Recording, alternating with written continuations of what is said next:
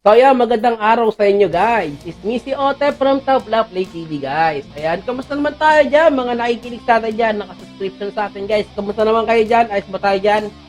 Well, ako ayos na ayos din guys. Eto, hindi tayo sa tindahan and dahil dito nakalagay PC natin and so forth yan.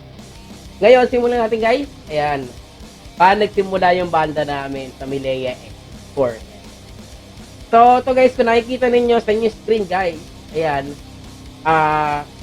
ngayon may tindahan yan. Pero dati, isa yan sa mga place na hindi namin makakalimutan sa banda namin na Milea X4.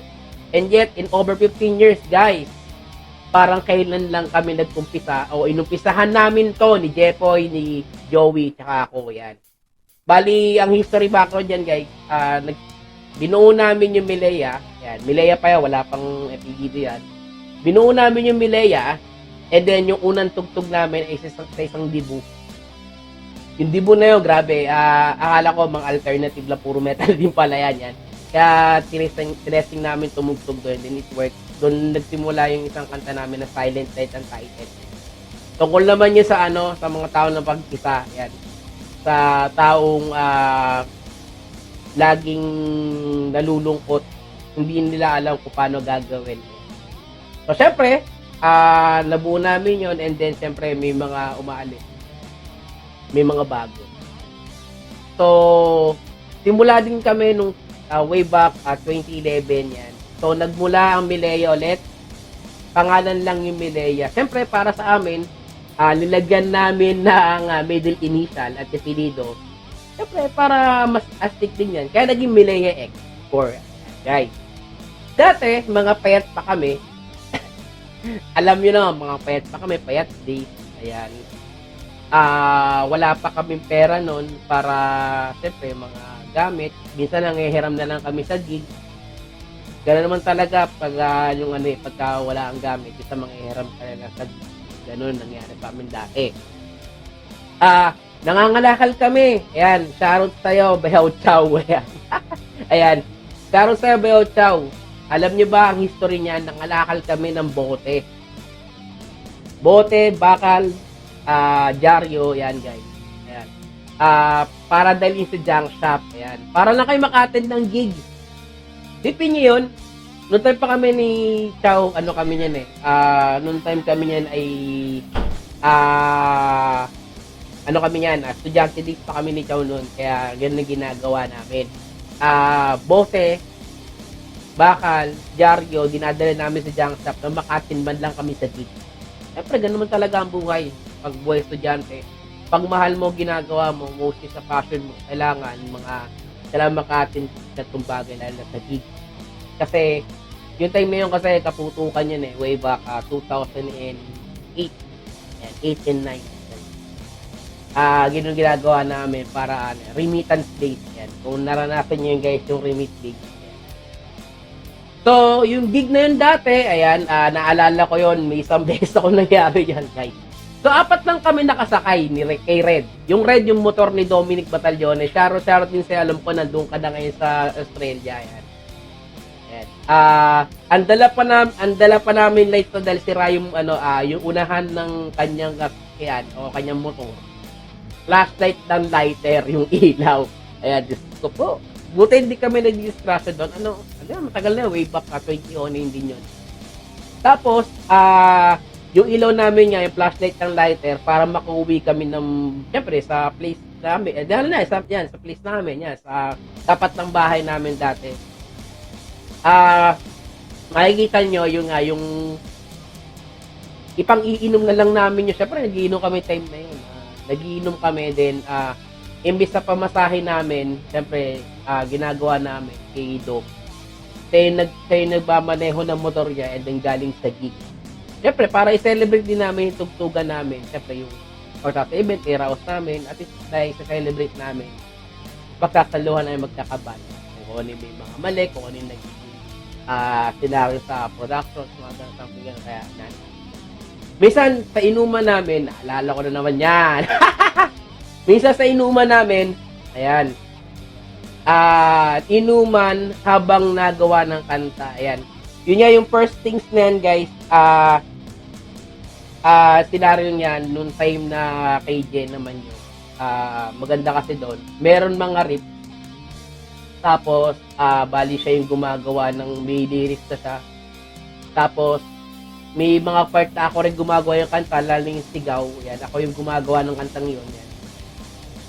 Tapos, ayun nga guys, ayan, nagiinom kayo para mag-test. Siyempre, natural sa amin magkakabanda after ng gig. Minsan, pag may birthday yan, may birthday sa mga kabanda namin, may mga pagtitipon din kami, doon kami nagiinom lagi. Yan, nagiinom kayo parang masaya lang araw, parang walang hassle masyado, something, pero sobrang saya lang talaga. Minsan nagiinom din kami, lalo sa Bigo sa Pag-ibig. Mostly suki ako. Siyempre, lahat naman kami dumaan kami sa ganyan. Pero mismo sa bahay na to, mismo dyan sa lugar na yan, sa screen nyo. Yan, sa screen nyo mismo yan, mismo sa screen na yan, dyan nagaganap lahat ng mga kabiguan sa pag-ibig lalo na yan. Alam nyo na yan, mga bayaw, at ipag, kung ano kayo ibig sabihin dyan. Ayan. Tapos, siyempre, nagiinom din kami dyan sa tapat na yan. Tapat na ito, ngayon tindahan namin.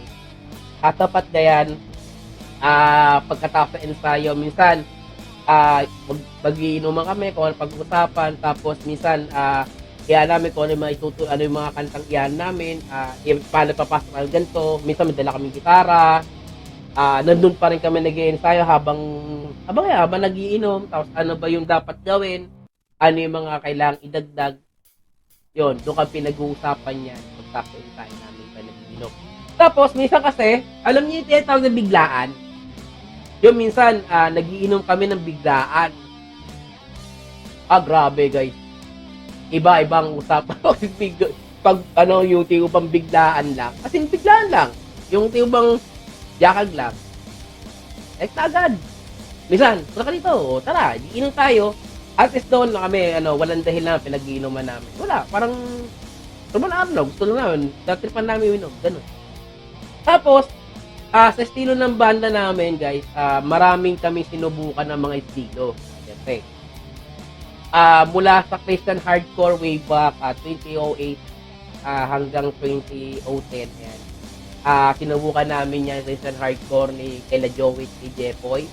Tapos Groove Metal yan 2014 kay Je. Tapos ang Ashley Dying Style ni Mervin Son. Ayan. From 2016, and then ngayon yung aming recent vocalist namin yan, Sharon Sayo, Charles Bombais, ayan, new metal style pa kami ngayon at marami pa kaming ginagawa ng eksperimento sa mga kanta namin. Siyempre, ganun talaga ang buhay habang tumatagal kasi nag-i-improve ka na nag-i-improve dahil na itugtugan yun, nag-iiba rin kasi ng bukod estilo, mag-iiba din kasi yung yung magiging portihan ng kanta yan. Parang may mga part na nagmamature din kayo ng tugtugan. Tapos syempre, constant naman yung pagbabago. Syempre, ganun naman talaga ang buhay. May mga nagbabago. May umaalis, may bumabalik, at merong bagong darating. Ganun naman talaga di ba? Minsan, kailangan nyo rin gawin yung bagay niya para na sa bagay niya. Diba? Tapos, pero yung pangarap namin, guys, hindi pa rin nawawala yun. Siyempre, alam namang kalimitan lahat ng pangarap ng mga nasa banda. Alam nyo na ako ano yung sabihin. Kaya hindi pa rin nawawala yung pangarap namin, nandun pa rin. Ika nga sa kanta namin ng Liam, andun pa rin yung Liam sa puso namin at sa mga kamay namin. Kami nang bahalang, kami nang bahala na doon na gumawa ng paraan hanggang kailan kami tugtog. Pero sa tingin ko, hindi eh. Kasi tugtog pa kami ng tugtog. Kahit tumanda nga kami, tutugtog nga kami. Diba? Pero syempre, siguro nasa music scene pa rin kami. Hopefully, sana nga, diba? So far kami, may singit lang guys. So far naman, kasi kami, mga nagpupundar naman din kami ng gamit.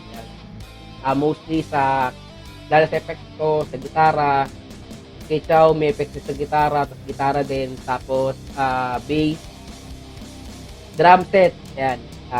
Nagpupundar na rin para may sarili na din kami studio. Yung pangarap namin dati sa sarili studio, matutupad na namin. Yan. Siyempre, salamat din sa inyo, mga sumusuporta sa amin. At salamat din sa mga pagkakaibigan namin nandito sa mga Bayaw Hipag. Yan. Sa mga yaw. Yan. Saka mga pag si Hipag sa si Bayaw. Yan. So, salamat sa inyo yan sa mga sa inyo lalo sa set na bumubuo ng Miley Export. Ayan, isa pa nga, ayan, salamat din sa mga sumusuporta, sa mga walang sawang sumusuporta sa amin, guys. Yung naniniwala sa amin, guys. Salamat talaga sa inyo. Kung dahil sa inyo, wala kami. Yun ang importante. Pasensya na rin kayo, guys. Siyempre, kung may mga nagkatampuan sa amin, mga kaibigan namin, pasensya na. Yun talaga ang buhay. Bilang magkakapatid na lang, pagpasensya nyo lang, kung may pagkakatampuhan, ganun naman talaga ang buhay. And then, hanggang may musika, tuloy pa rin kami. Yan, guys. Hindi kayo mawawala sa music hanggat may music pa. Kaya sabi ko kanina, pagtanda namin, doon kami tatanda sa tugtugan, lalo sa music. Ito na ang story namin, guys. Ang story ng Miley Export. It's me, si Otep from Tabla Play TV, guys. Bye-bye, guys. Bye-bye.